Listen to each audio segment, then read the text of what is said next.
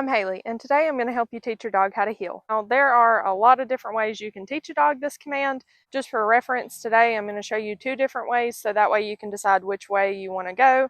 This is Gunner here. He has a really solid on and off leash heel command. I'm going to walk you through all the steps of teaching it, as well as getting it all the way to the point to where you can use it off leash as well. So one important thing to remember is that the heel command is actually a position instead of an action.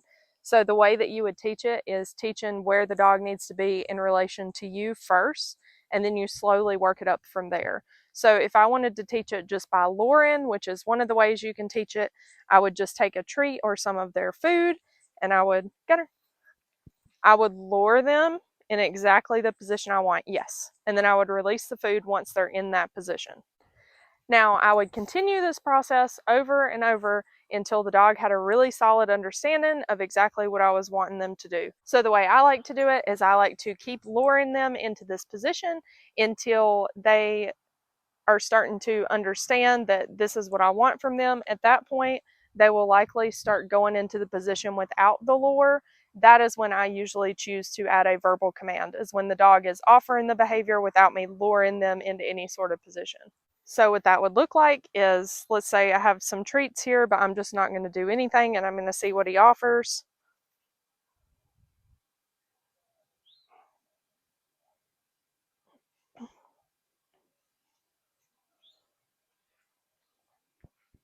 Yes. And you can help them out a little bit. So once they're getting really good at getting into that position, you can then add their actual verbal command. Gunner, heel. And what I like to do is still add in that lure, even though you're adding the verbal, because then you'll have a command that's a little bit slower if you take the lure away too soon. I also want to add that this fancy looking rear end awareness that he's showing is probably not going to be typical whenever you're first teaching it. Your dog is probably going to make quite a wide circle and come to your side. Rear end awareness and things like that are taught separately from heel, and then the dog usually just incorporates it into the heel command. So what I like to do is, after the dog is following the lure really well, say we've already added in the verbal command and they're doing really well with that, is I like to start adding some duration. So what that would look like in the beginning is holding your treat or your food like this to where they can't quite get it. Taking one step, yes, reward. And you may continue working this up until you can walk them a few steps, but then you also do not want to forget to also walk them in circles.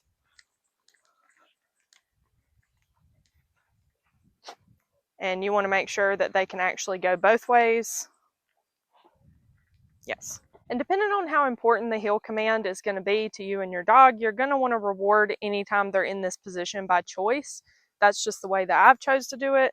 And it has made them very enthusiastic with their heel command, because they know that if they're in this position, then they typically get rewarded. I also want to add that the heel command is actually totally separate from loose leash walking, where you're teaching the dog what the leash means. This is strictly a position where when you ask for the position, they stay here until you release them from that position. So for our dogs, their release word for everything is break. So if I say, Gunner, break, then he knows he's free. Shelby actually thinks she's free too. So after you've done a ton of luring, you've added that verbal command, maybe you've even took a few steps with them and they've done good, you may want to start adding in some distractions so that at some point in the future you can use this command walking by other dogs or walking by strangers.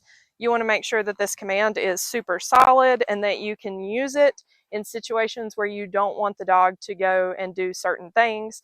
For us, that looks like if we're walking across a road, or if we're walking in close quarters, or around a sharp turn where we can't see what's on the other side, we can use heel. And they're glued to our side and we don't have to worry about other dogs or things like that. Break. Now, as you'll probably notice, this entire video, our dog has been off leash. I definitely recommend teaching this inside in a quiet, distraction-free environment first. You can move it outside to your lawn, then you can move it to a non-busy park or a school, somewhere where your dog's not going to struggle, but it is a different picture for your dog so that they can learn slowly that this command applies anywhere you take them around any distractions.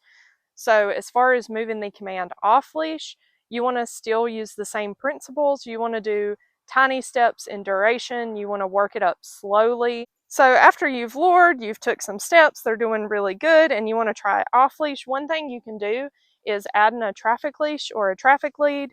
I like to do this because if anything were to happen, if there's a situation where you don't feel your dog's going to be super solid at, you can just grab this and they are not getting very far out of position. So this is a good way to keep them safe while they're still learning the command. And it's actually a really good way to keep them safe anytime that they're off leash if you need to call them into that heel position, because you can keep them relatively close with a short lead. I'll also add that transitioning this command to being off-leash reliable is going to require you using a long line over a long period of time, but the same thing applies for any off-leash training. You're going to do the exact same thing. You're just going to move it to a long line and test it in different environments around different distractions, and if they passed all the tests, then you may be able to go ahead and remove that line, and then you could graduate to something like this, like the short leash. We've talked about one way that you can teach the heel command. This is the other way. The way you decide to teach it may be dependent on the dog. It may be dependent on where you decide to teach it. So it may be better if you're starting indoors to teach that position off leash, really proof that position beside of you, and then slowly take steps forward. That's how both of these dogs were taught. And it's worked out great for us, but I know for some dogs they may do better learning it this way.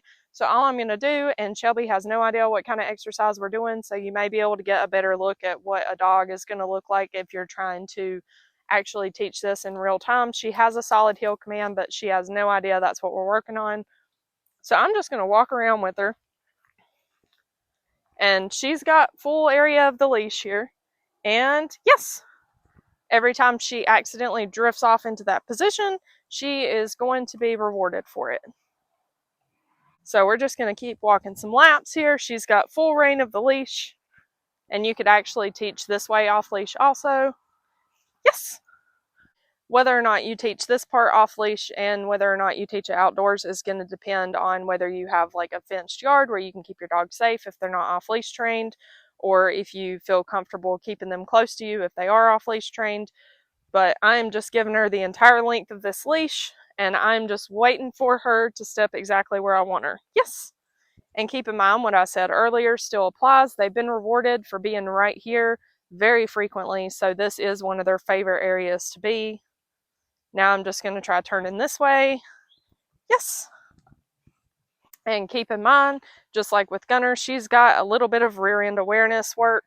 It's not going to look like that whenever you're first teaching it. It's probably going to look a little bit more like going around. Yes. So that's something that you have to keep in mind as well. That part is not as important though. What is important is that the end result is them at your side, wherever you want them to be. If you want them to be a little bit more in front of you, you can lure them to be a little bit more in front. If you want them a little behind, you can lure them a little behind. Me, I like to keep them kind of even with my leg. And then the same thing still applies once they get really good at doing it on the leash. You can then add the verbal heel. Yes. And then you want to just keep calling them into that position until they get really good at that. And then you can start increasing the duration. Now, what I would do if they're on a leash like this is I would try to hold it with one hand, but don't put tension on the leash unless they're actually pulling against the heel. So what that would look like is a little bit of slack here. Shelby, heel. And keeping the slack because I don't want her to think that she's doing anything wrong when she's not. So as long as she's in position, there's plenty of slack here. Yes, break.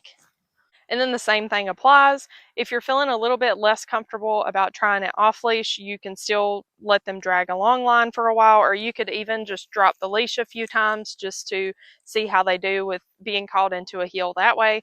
But the end result is that you want to be able to call them into it anywhere around you. So you want to be sure they can come into that position from behind you, beside you, around you, because that is something you'll probably have to proof separately. So say for instance, I wanted Shelby here to come into that position from over here. It would probably be one of those things wherever I'm practicing it, I'm going to have to go back to using that lure so she understands exactly where I want her. Shelby, heel. Good. Yes. And then once your dog's good and ready, you can remove the leash, start practicing calling them into that position over and over while they're off leash. I will add though, if your dog's off leash, it's a little harder to hold them accountable for mistakes, but if you don't hold them accountable, they're never going to learn what they're supposed to do versus what they're not supposed to do. So it's very important, especially while you're teaching something, that you hold them accountable for every mistake that they make. That doesn't have to be a correction, but in this case, it would be the leash. So if I asked her for it and I knew she had an understanding of it, but she didn't quite do it, I would just kind of lure her with the leash into that position. That way she did not fail the command at any point, anytime I asked her for it. I also want to add that if you're going to teach it with a release word, which I highly recommend so the dog knows when the command is over, you need to be very stringent about enforcing when the command is in use versus when it's not. Break. And you probably see lots of prong collars and e-collars being added in at this point. I don't recommend doing any of that unless you are working with a dog trainer or unless you've done a ton of research.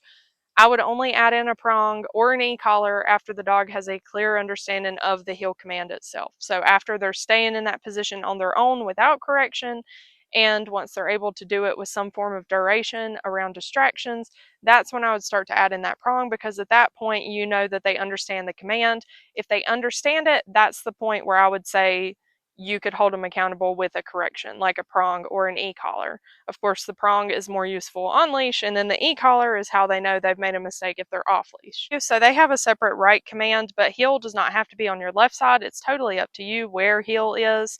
But for us, it's on the left side, and then right is their right command. So you could do it either way, really. I hope this video was helpful to you. Don't forget to like, comment, and subscribe. And let me know down below if you have any suggestions of things you'd like to see. And I'll see you next time.